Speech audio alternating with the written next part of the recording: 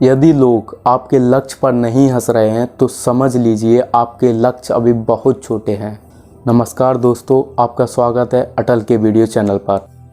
अजीम प्रेमजी भारतीय software Wipro company के अध्यक्ष, भारत के सबसे बड़े दानी, जिन्हें भारत का बिल गेट्स भी कहा गया है, 1999 से 2005 तक भारत के सबसे अमीर व्यक्ति थे।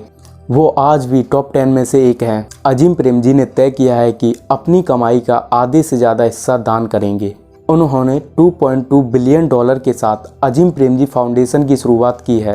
यह फाउंडेशन भारतीय शिक्षा पर केंद्रित है और साथ ही हाल ही में कोरोना महामारी में उन्होंने पर डे 22 करोड़ रुपए दान में दिया है, जो कि लगभग अभी तक 8,000 करोड़ के करीब दान कर चुके हैं। अजीम प्रेमजी का जन्म 24 जुलाई 1945 को निजारी इस्माइली शिया मुस्लिम परिवार में हुआ था। उनके पिता का नाम मोहम्मद हाशिम प्रेमजी था। वह राइस किंग ऑफ बर्मा के नाम से जाने जाते थे। मोहम्मद हाशिम प्रेमजी ने 1945 को महाराष्ट्र जलगांव जिले में वेजिटेबल लिमिटेड की स्थापना की। यह कंपनी सनफ्लावर वनस्पति के तेल के तहत खाने वाले तेल का काम करती थी और साथ ही कपड़े धोने वाले साबुन बनाती थी, जिसे 787 बोलते थे। मोहम्मद असीम प्रेमजी मोहम्मद अली जिन्ना के बहुत करीबी थे। कुछ सालों बाद जब भारत और पाकिस्तान का बंटवारा हुआ तो मोहम्मद अली जिन्ना ने मोहम्मद असीम प्रेमजी को पाकिस्तान आने का न्योता दिया। मोहम्मद असीम प्रेमजी के करीबियों ने भी उन्हें पाकिस्तान आने के लिए सुझाव दिया, लेकिन असीम प्रेमजी ने उस न्योते को ठुकरा दिया।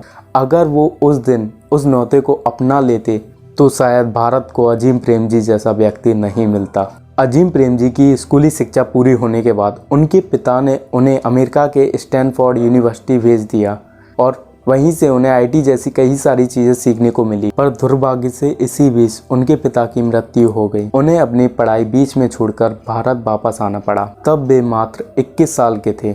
भारत वापस आकर उन्होंने पिता की कंपनी के कारोबार को संभाला और खाने के तेल और साबुन के साथ कई सारे प्रोडक्ट और जोड़ दिए और कंपनी का नाम बदलकर विप्रो प्राइवेट लिमिटेड कर दिया। 1980 में उन्होंने इंफॉर्मेशन टेक्नोलॉजी आईटी के महत्व को समझा और उस पर काम किया। उस समय अपना देश आईटी के क्षेत्र में काफ़ी पीछे था, जिसका उन्होंने भरपूर फ़ायदा उठाया। तभी उन्होंने कंपनी का नाम विप्रो प्राइवेट लिमिटेड से बदलकर विप्रो लिमिटेड कर दिया और अमेरिका के सेंटिनल कंप्यूटर कॉरपोरेशन के साथ मिलकर मिनी कंप्यूटर बनाने लगे। वे अपने वर्कर्स के साथ दिन रात काम करते, ना किसी को आराम करने देते, ना खुद आराम करते। उनकी मेहनत इस कदर रंग लाई कि देखते ही देखते विप्रो देश की सबसे बड़ी कंपनी बन गई। इस तरह प्रेमजी ने साबुन और तेल के साथ आईटी क्षेत्र में काम किया, आईटी के महत्व को समझा और देखते ही देखते देश की सबसे बड़ी कंपनी बना दी। जब प्रेमजी ने अपने पिता के जाने के बाद उनके कारोबार को संभाला, तब उनके करीबियों ने उन्हें बहुत समझाया, यह काम तुम मत करो, तुम नहीं कर पाओगे, तुमसे नहीं होगा, तुम अपनी आगे की पढ़ाई करो, अपने आगे की पढ़ाई पर ध्यान दो और एक अच्छी सी नौकरी लगा लो। ऐसा उनके कई सारे करीबियों ने बोला था, लेकिन प्रेमजी भी जिद्दी थे। वो सुनते सबकी थे लेकिन करते अपने मन की थे। अगर उस समय वो उन लोगों की बात सुन लेते ना,